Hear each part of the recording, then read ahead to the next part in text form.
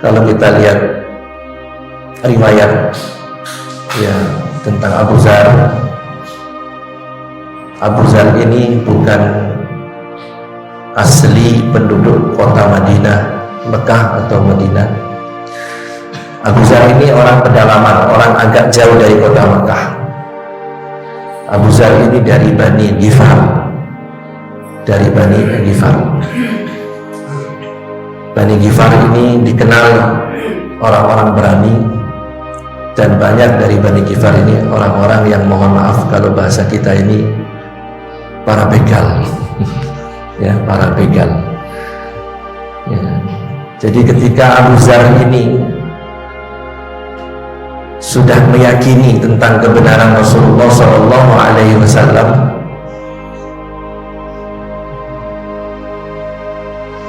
ya, ketika dia mencari Rasulullah SAW di Mekah, setelah bertemu dia yakin dengan apa yang disampaikan Rasulullah, maka dia menyatakan keislamannya, dan seketika itu juga dia pergi ke depan Ka'bah mengumumkan keislamannya.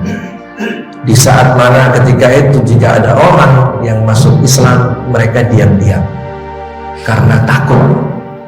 Kalau ketahuan oleh orang-orang musyrik, mereka pasti disakiti. Tapi tidak dengan Abu Zar. Abu Zar ini malah dia pengumuman. Ya, dia umumkan bahwa dirinya telah menjadi pengikut Rasulullah SAW. Ya, dia bersyahadat di depan para musyrikin Quraisy itu, yang akibatnya Abu Zar babak belur, ya, dihajar oleh mereka. Ya, dan tetapi syukurlah ada di antara orang-orang itu yang mengenal Abu Zar, bahwa Abu Zar ini dari Bani Ghifar. Diingatkan, ini orang yang kita siksa ini orang Bani Ghifar. Ya, akhirnya mereka berhenti menyiksa Abu Zar, karena orang-orang Mekah itu kalau ingin berdagang, ya, pergi ke Syam harus melewati perkampungan Bani Ghifar. Mereka bawa dagangan itu harus lewat di Bani Ghifar. Sedangkan Bani Ghifar ini banyak preman-preman, ya, begal. Mereka takut, akhirnya berhenti. Abu Zar. Nah, Abu Zar ini sosok yang sederhana, orangnya sederhana, dan orangnya nggak neko-neko. Kalau dia bicara apa adanya. Abu Zar ini. Nah, singkat cerita, Abu Zar ini mendapati Rasulullah SAW. Kemudian Abu Zar duduk di sampingnya, dan Abu Zar meminta kepada Rasulullah agar diberikan nasihat. Ya. Jadi Abu Zar dia duduk dekat Rasulullah, minta untuk diberikan nasihat. Ya Rasulullah, usini. Ya. Wahai Rasulullah, berikan aku nasihat. Ya, dan memang din itu nasihat, sebagaimana yang tadi Ustadz kita sampaikan. Ya Rasulullah, berikan aku nasihat. Abu Zar dan para sahabat, ya, yang ketika itu hidup bersama Rasulullah itu rata-rata mereka itu di dalam jaminan Allah untuk pasti masuk surga. Ya, terutama sahabat-sahabat yang pernah ikut peristiwa Bayatul Ridwan. Ada 1.400, kira-kira 1.400 orang sahabat itu dijamin masuk surga. Maka di awal ayat itu dikatakan laqad radhiyallahu 'anil ladzina, dan seterusnya. Sungguh Allah telah ridho kepada orang-orang yang berbaiat di bawah pohon ketika itu dalam peristiwa Hudaybiyah itu. Kalau Allah telah ridho, tempatnya tidak ada lain, mesti di surga. Ya, begitu juga dalam surat At-Taubah ayat 100. Ya, dalam surat Al-Bayyinah juga disebut para sahabat itu diberikan gelar. Di ayat itu Allah memujinya, radhiyallahu anhu wa radu anhu. Allah ridho kepada mereka dan mereka pun ridho kepada Allah. Kalau sudah Allah ridho, tempatnya mesti di surga. Tetapi sahabat yang sudah tahu tempatnya di surga ini tidak berhenti puas dengan amalnya, tidak kemudian merasa kami dijamin surga. Mohon maaf, kadang-kadang berbeda dengan orang yang hidup pada hari ini. Kita yang hidup pada hari ini tak satu pun dijamin untuk pasti masuk surga. Tetapi kadang-kadang kita merasa seolah-olah surga itu sudah dekat, ya. Seolah-olah kita ini, ya, berada dalam jaminan untuk pasti masuk surga.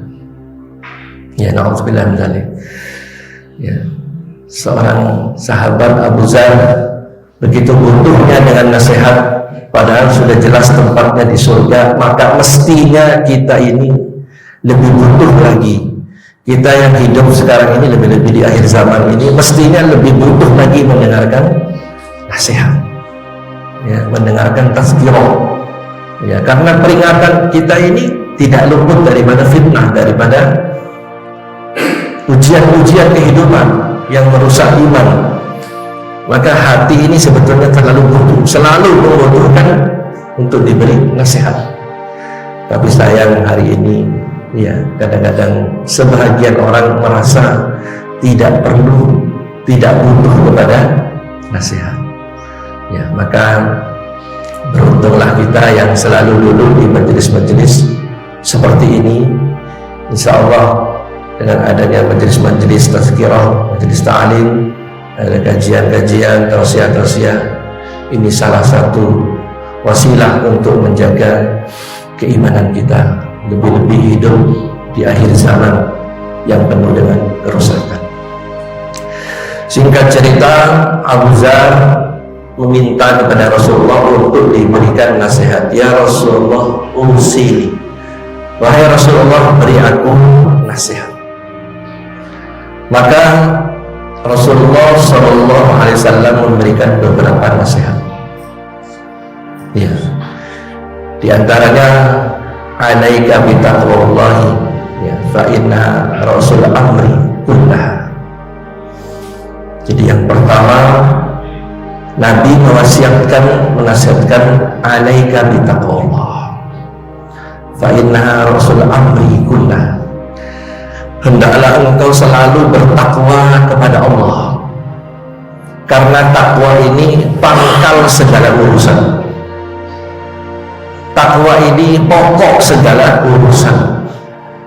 Jadi yang pertama yang Rasul berikan petuah wasiat, yaitu wasiat takwa.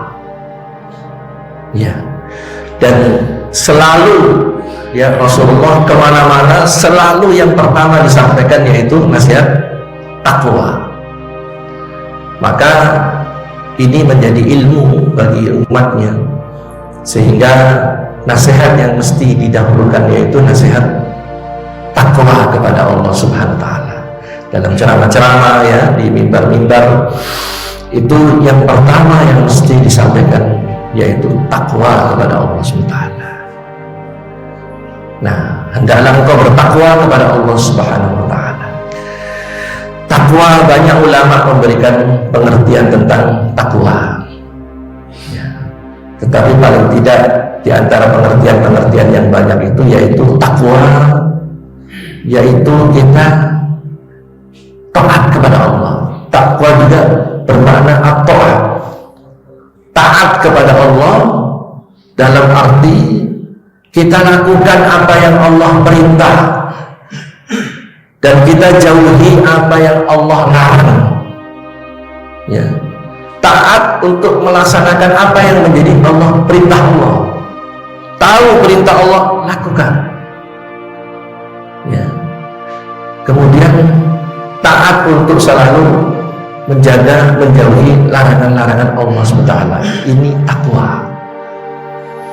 Ya. Perintah Allah laksanakan, jangan diolah dengan akal kita. Laksanakan perintah Allah. Larangan Allah, yang Allah perintah pasti baik. Semua yang Allah perintah pasti baik, dan semua yang Allah larang pasti tidak baik. Maka laksanakan itu, dan itu takwa. Takwa juga bermakna, berarti maksud takwa yaitu takut kepada Allah. Ya, takut kepada Allah. Kita takut bahwa Allah Maha melihat. Apa yang kita perbuat itu pasti disaksikan oleh Allah.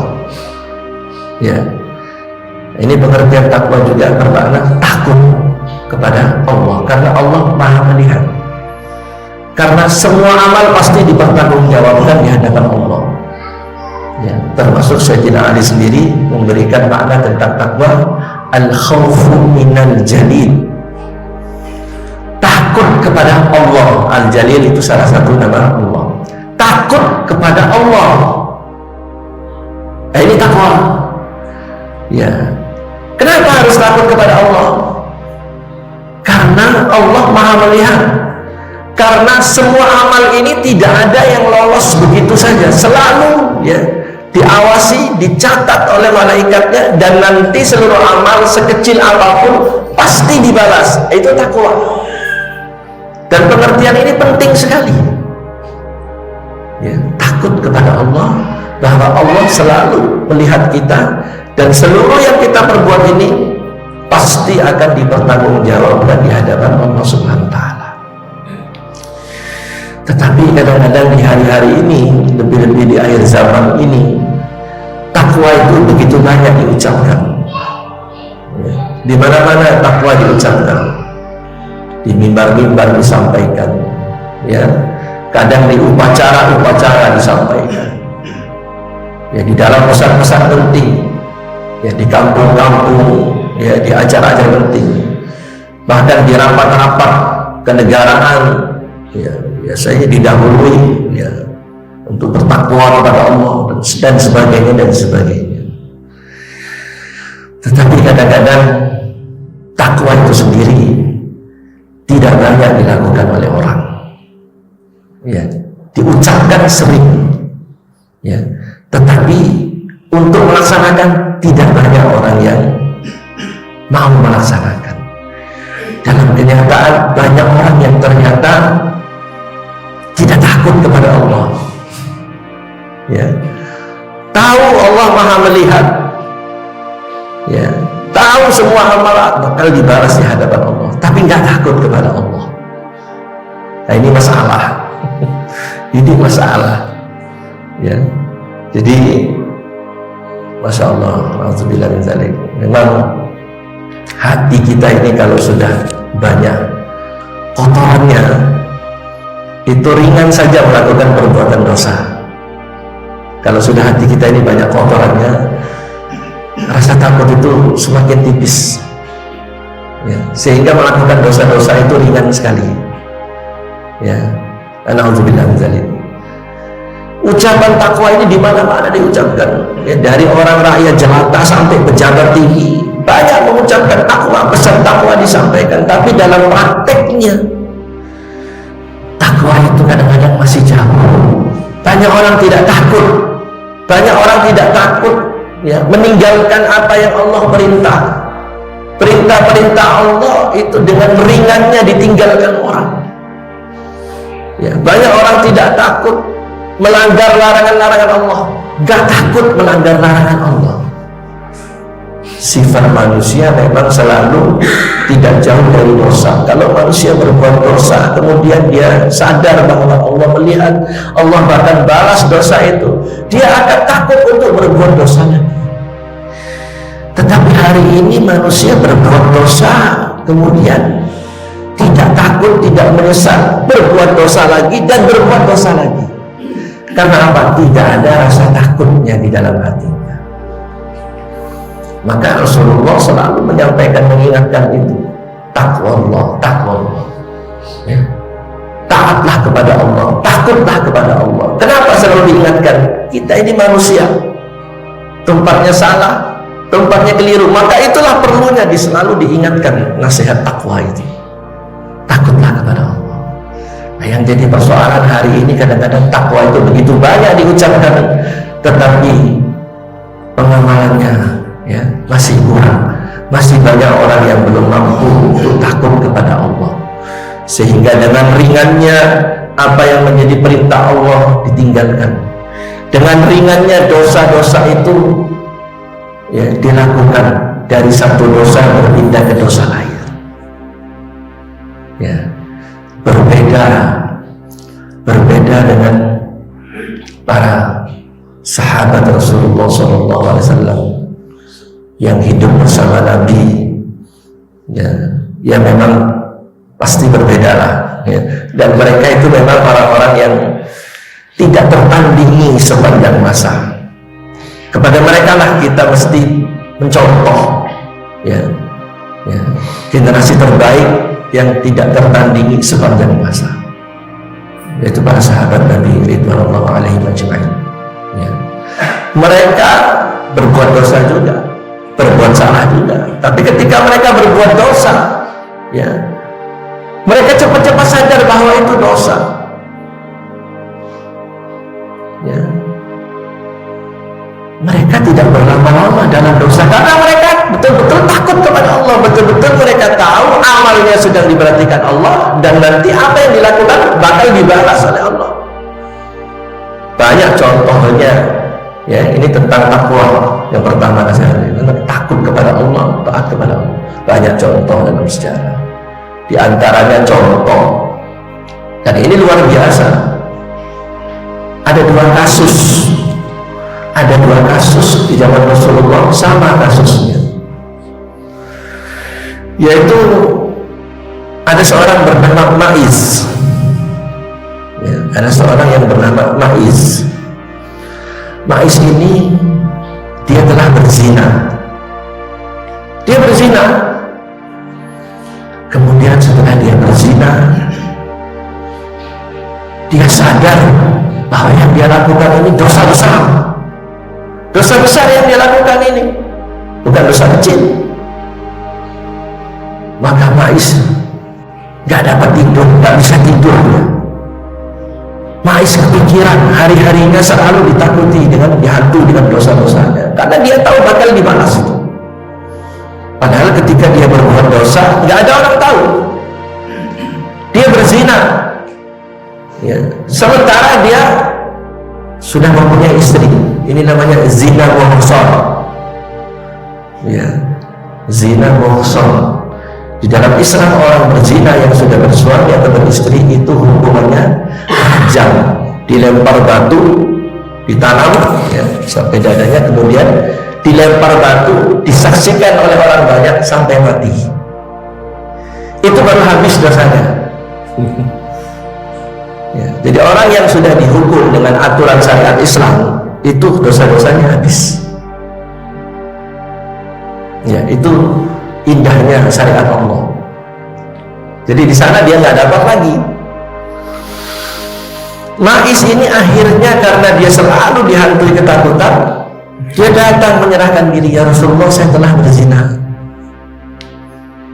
Ya, nah Rasulullah nggak percaya begitu aja, ini orang mengaku telah berzina, padahal hukumannya rajam, nyawanya harus hilang. Maka kata Rasulullah, ya nanti kau pulang dulu. Rasulullah menyuruh para sahabat untuk meneliti tentang pribadi si Ma'iz ini. Ma'iz ini waras apa enggak? Jangan-jangan dia stres, jangan-jangan agak terganggu. Dia ini waras apa enggak? Nah, Rasulullah juga tidak langsung percaya. Nah, kemudian sahabat setelah meneliti, ya Rasulullah, dia sehat, dan dia memang mengaku ya karena takut, kayaknya dia sehat, dia tidak sakit. Akhirnya Rasulullah melaksanakan hak ya, dihukum dengan cara dirajam Ma'iz. Yang kedua datang kepada Rasulullah seorang wanita dari suku Ghamid, ya, ada salah satu namanya suku Ghamid. Maka disebut wanita ini dari suku Ghamid. Datang kepada Rasulullah, ya Rasulullah, hukumlah saya telah berzina. Ya, saya telah berzina. Dan saya telah hamil karena perbuatan zina saya. Ya, saya ini hamil karena telah berzina ya Rasulullah. Maka kata Rasulullah, kau pulang dulu, lahirkan dulu anakmu. Nanti kalau sudah lahir kau datang lagi. Dia dengan sabar menunggu. Apa yang ditunggu? Menunggu kematiannya. Masya Allah, ya.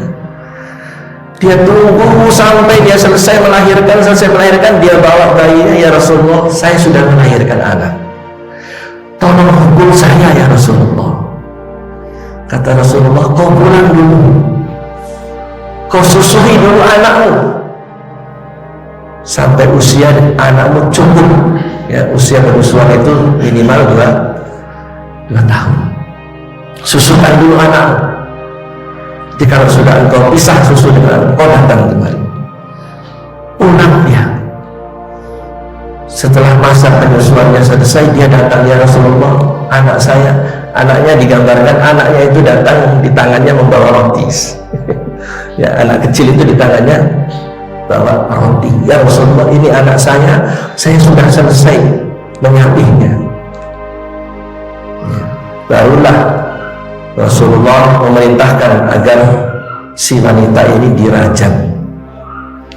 Ya, dirajam, dilempar batu, dimasukin dalam tanah, seperti dilempar batu ramai-ramai, dan itu harus disaksikan oleh orang banyak, di tempat banyak.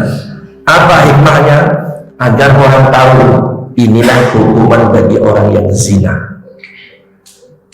Kalau sudah begitu, kira-kira ada nggak orang yang berani berzina? Inilah hukum Islam, inilah syariat Allah. Bukan kejam 1-2 orang dihukum, ya, karena perbuatan zinanya. 1 juta orang, 10 juta orang, 100 juta orang terselamatkan. Ini kalau tegak syariat Allah, dan syariat Allah itu yang terbaik mestinya. Singkat cerita, dirajam si Ma'is, si wanita media ini dilempar batu. Di antara orang yang melempar itu termasuk sahabat Khalid bin Walid. Khalid orangnya keras. Ya, mirip-mirip Sayyidina Umar, dilempar oleh Khalid. Ya, batu yang dipakai oleh Khalid itu kerikilnya, batunya terlalu besar. Dilempar sehingga darah wanita itu dari kepalanya muncrat kena ke jubahnya Khalid, sehingga si Khalid marah-marah. Didengar oleh Rasulullah, mahlan ya Khalid, ya, pelan-pelan wahai Khalid, ya, sesungguhnya wanita ini laqad tabat, ya, sungguh wanita ini telah bertobat, ya. Lau kusimat ahlil Madinah la wasi'adhum. Wanita ini ya Khalid sudah bertobat. Di mana pahala taubatnya wanita ini kalau dibagikan ke seluruh penduduk Madinah, pahalanya masih lebih. Laqad tabat taubatan lau kusimat ala ahlil Madinah la wasi'adhum. Pelan-pelan kau Khalid. Tahukah engkau wanita ini telah bertaubat, yang dengan taubatnya itu pahalanya kalau dibagi ke seluruh penduduk Madinah masih lebih pahalanya. Gitu. Nah, ini hukum Islam. Ya, dosanya diampuni, dapat pahala. Nah, ini hebatnya syariat Allah. Nah, singkat cerita, kembali kepada materi. Itulah generasi terbaik. Mengapa si Ma'is dan si wanita Ghamidiyah ini mau menyerahkan nyawanya, hilang nyawanya ini? Karena dia tahu seluruh amalnya itu bakal dibalas di hadapan Allah. Dia selesaikan di dunia. Nah, hari ini kita mau cari di mana orang seperti itu? Sudah melakukan satu dosa, pindah ke dosa lain. Sudah ketahuan berbuat dosa, bukan taubat, malah tertawa. Ya. Kalau sifat takut kepada Allah ini ada di dada-dada kaum muslimin, nggak perlu ada KPK, penjara-penjara kosong, polisi-polisi nggak terlalu capek-capek. Ya. Tapi permasalahannya itu tadi, takwa itu sangat ringan diucapkan, banyak diucapkan orang, tapi melaksanakan takwa ini yang tidak banyak orang mampu. Maka Rasulullah menasihati Abu Dzar, hendaklah engkau selalu bertakwa kepada Allah. Tentunya nasihat ini untuk kita juga. Hendaklah kita bertakwa, takutlah kita kepada Allah, karena Allah itu maha melihat, ya, dan seluruh amal pasti akan ada tanggung jawabnya di hadapan Allah, tidak ada yang lolos. Kemudian kata Abu Dzar, ya Rasulullah, zidni, wahai Rasulullah, tambahkan lagi.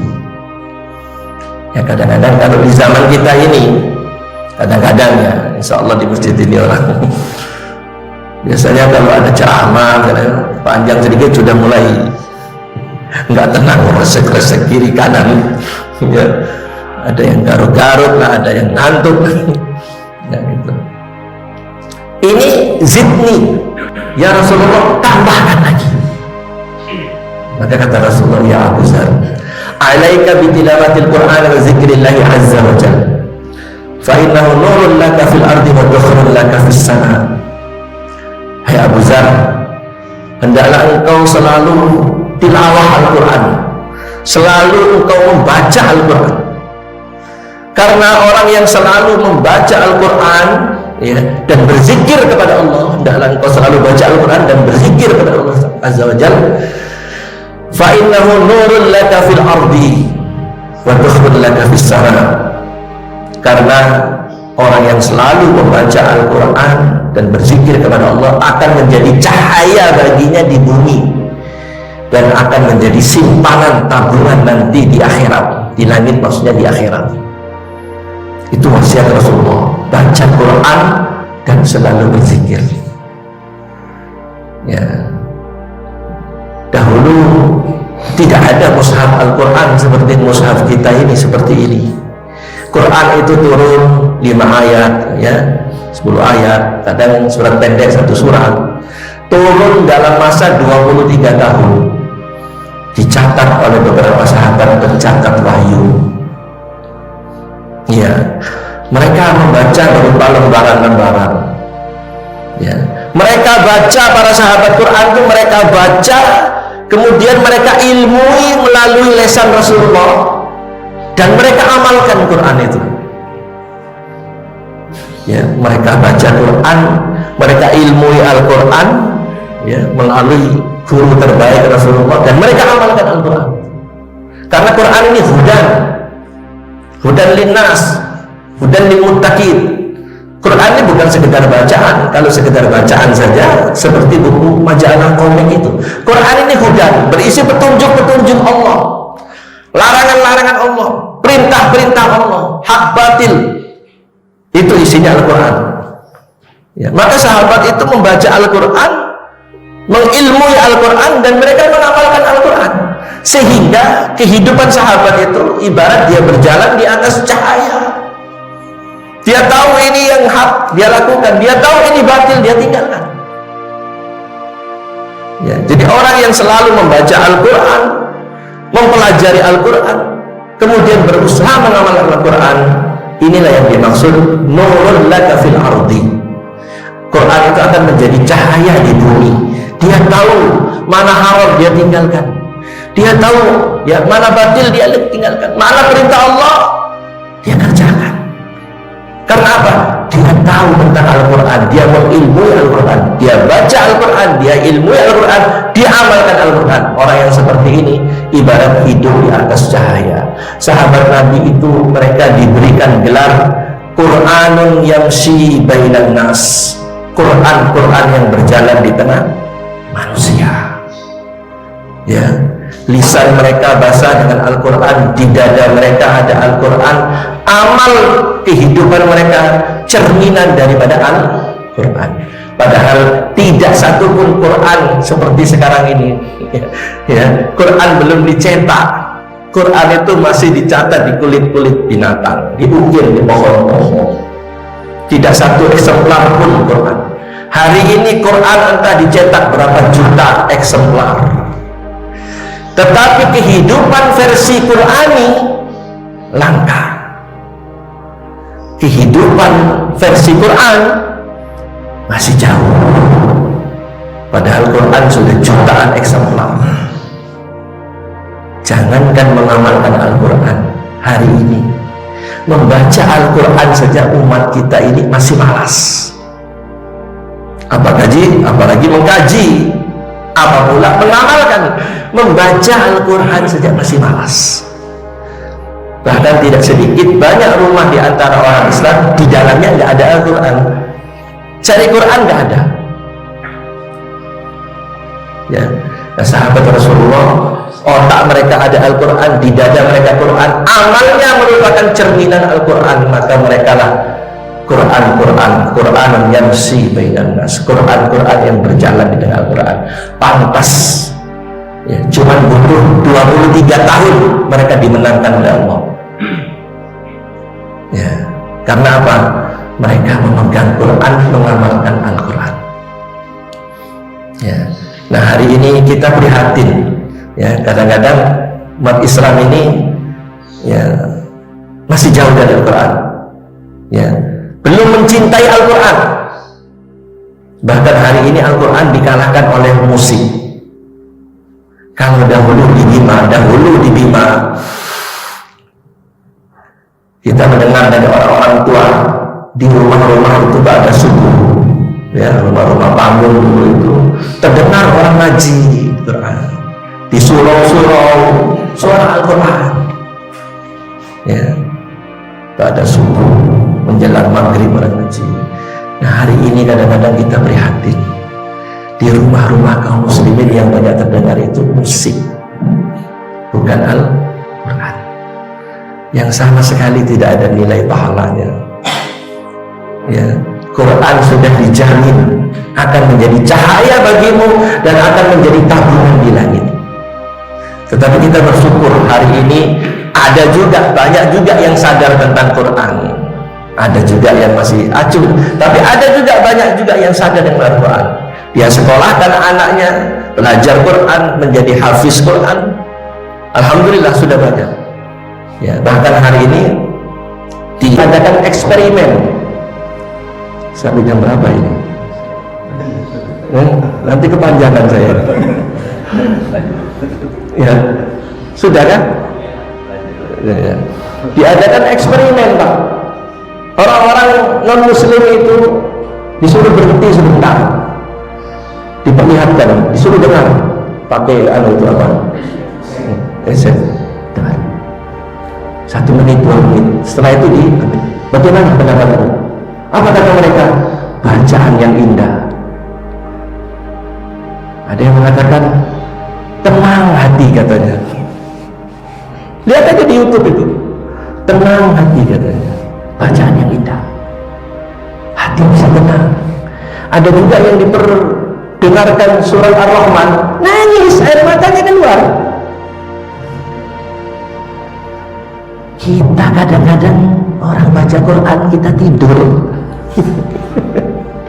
Kadang nggak betah dengar Quran. Ini harus kita periksa ini. Ya, orang non muslim itu tenang katanya hatinya, bacaan yang indah, dan mau dengar lagi, dan tidak sedikit yang masuk Islam gara-gara ini, tidak sedikit. Bahkan kenyataan Al-Quran ini telah mengantarkan orang-orang pintar non muslim itu setelah dia mengetahui kebenaran Al-Quran masuk Islam karena Al-Quran. Contohnya, ya, ada seorang yang bernama Jacques Cousteau. Ini orang Perancis, ya. Jacques Cousteau ini orang Perancis, ahli ilmu kelautan, ahli tentang ilmu kelautan. Dia juga biasa menyelam, namanya kerjanya di laut. Ya, ternyata dia temukan di dasar laut itu, di bawah laut itu ada air tawar, sungai air tawar. Sungai tawar airnya itu, air itu nggak bercampur dengan air yang di sekitar itu tawar. Dia takjub dengan itu. Akhirnya dia coba cari tahu. Bertemulah dia dengan seorang profesor muslim. Kata si profesor, itu ada di Quran kita. Ya, maujal bahraini yaltaqiyani bainahuma barzahun la yabghiyan. Allah membiarkan dua air yang dua-duanya sama-sama mengalir, yang satu dengan yang lain tidak saling bercampur. Masuk Islam karena Al-Quran. Masuk Islam. Hebatnya Al-Quran ini. Satu lagi ada orang yang namanya Profesor Maurice Bucaille, Perancis juga. Jadi yang masuk Islam ini orang pintar.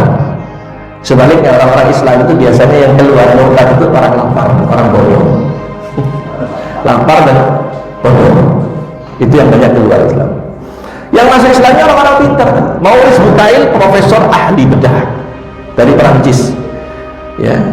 Jadi Maurice Bucaille ini dia meneliti tentang Fir'aun, muminya Fir'aun yang ditemukan tahun 1898. Ya, di satu lembah, ya, Wadi Al-Mulk namanya itu, di dekat sekitar Sungai Nil, itu ditemukan kemudian oleh penguasa Mesir ketika itu, disimpan ya di museum Mesir. Kemudian ada yang menggelitik Maurice Bucaille. Ini muminya Fir'aun ini lain dengan mumi-mumi yang lain, masih segar, masih kelihatan jauh dengan mumi yang lain. Jadi orang Mesir dahulu kalau mati raja-raja mereka itu diawetkan. Ya, sama dengan sekarang ini orang Toraja itu mungkin ya. Iya, gak dikubur. Nah itu Maurice Bucaille ini heran dia. Akhirnya dia minta izin kepada penguasa Mesir tahun 1975. Dia mengadakan dengan timnya penelitian. Ya. Ada sisa-sisa garam di tubuh Fir'aun, padahal dia mati itu sudah ribuan tahun, tapi masih kelihatan, masih utuh. Akhirnya dia dapat jawaban. Kata orang-orang Islam, ini ada dalam Al-Quran, surat Yunus. Falyawma numajjika bibadanika litakuna liman khalfaka ayah. Kata Allah, hari ini setelah Fir'aun itu tenggelam, kata Allah, hari ini aku takdirkan badanmu itu utuh, tidak akan rusak dimakan lautan. Untuk apa? Menjadi pelajaran bagi orang-orang yang hidup di belakang hari. Surat Yunus ayat 92. Kaget Maurice Bucaille. Waduh, Qurannya orang Islam sudah bicara tentang ini. Masuk Islam. Sampai sekarang ada terjemahan bahasa Perancis itu yang diterjemahkan oleh Maurice Bucaille. Ya, dia menerjemahkan Al-Quran berbahasa Perancis yang terkenal itu. Ya, Maurice Bucaille, Profesor Maurice Bucaille, dan masih banyak profesor lain, tapi waktunya nggak cukup. Itu besarnya Al-Quran. Ya, kemudian berzikir kepada Allah Azza wa Jalla. Perbanyak zikir. Ya, kalau bisa Quran itu ba'da subuh, ba'da maghrib baca Quran. Karena itu akan menjadi cahaya di bumi, akan menjadi tabungan di langit. Kemudian berzikir kepada Allah Azza wa Jalla. Hati kita ini tergantung mana yang lebih banyak mengisi hati. Kalau kita isi dengan zikrullah dengan kebaikan, porsi kejahatan itu yang tersisa sedikit. Tapi kalau kita isi dengan ya sebaliknya, itu porsi untuk kebaikan itu justru yang sedikit. Potensi dia untuk berbuat jahat itu besar sekali. Itu perbanyak zikir, banyak zikir. Ya, baca zikir hari-hari. Usahakan lisan kita ini baca dengan berzikir. Ya, kalimatani hafifatani ala lisan, sakinatani fil mizan, habibatani ila rahman. Ada dua kalimat kata Rasulullah. Dua kalimat ini ringan diucapkan, dan dua kalimat ini akan memberatkan timbangan di hari kiamat, dan dua kalimat ini dicintai oleh Allah Azza wa Jalla. Apa dua kalimat itu? Subhanallah wa bihamdihi, subhanallahil azim. Baca terus, nggak usah dihitung. Baca istighfar. Kalau itu kita lakukan, itu akan menjadi cahaya untuk kita di bumi, akan menjadi tabungan kita di langit. Ya, terakhir, zidni ya Rasulullah, tambahkan lagi. Kata Rasulullah, ya Abu Dzar, wala tuksirud dhahik, fa innahu tumitul qalb wa yudhabu bi nuril wajhi. Hai Abu Dzar, jangan kau terlalu banyak tertawa. Jangan engkau terlalu banyak tertawa. Karena banyak tertawa itu dua dampak negatifnya. Yang pertama, hati akan mati. Tumitul qalb, hati itu akan mati. Yang kedua, wa yudhabu bi nuril wajhi, cahaya muka ini akan hilang. Jangan banyak tertawa. Orang yang banyak tertawa itu hatinya akan mati dan cahaya mukanya akan hilang. Orang Islam biar dia hitam kayak gimana, kalau dia jaga wudhu, jaga sholat, mesti ada cahayanya. Tetapi cahaya itu bisa hilang. Di antara yang menghilangkan cahaya muka itu terlalu banyak tertawa. Nah, kadang-kadang hari ini ada majelis-majelis tertawa, majelis tertawa banyak tempat, kadang-kadang banyak di kampung-kampung ya. Mudah-mudahan bisa berkurang, mudah-mudahan di kampung-kampung tiap malam ngumpul yang dibicarakan sekitar itu aja, putar duduk, besok lagi ketemu lagi, ya. Padahal ketika dia tertawa itu umurnya berkurang, dia nggak sadar. Dia nggak sadar kalau umurnya berkurang. Hari-harinya habis untuk besok ketemu lagi. Jangan banyak tertawa. Banyak tertawa itu mematikan hati dan menghilangkan cahaya muka. Itulah. Nah, kita prihatin masih banyak majelis-majelis tertawa. Maka mudah-mudahan bisa berganti dengan majelis ilmu. Ya, orang-orang yang masih di luar sana kita ajaklah. Ya, betapapun buruknya itu umat kita, saudara kita, ya, yang harus kita ajak kembali kepada Islam. Persoalannya hari ini mereka belum paham Islam. Ya, ajak mereka kembali kepada Islam. Ya, jadi terakhir ini sudah, jangan banyak tertawa, hati akan mati dan cahaya muka akan hilang. Ya, jadi Imam Syafi'i itu dalam salah satu syairnya, wa kam min fata asbah wa amsal dhahikan wa akhfanuhu sajwa wa la yadri.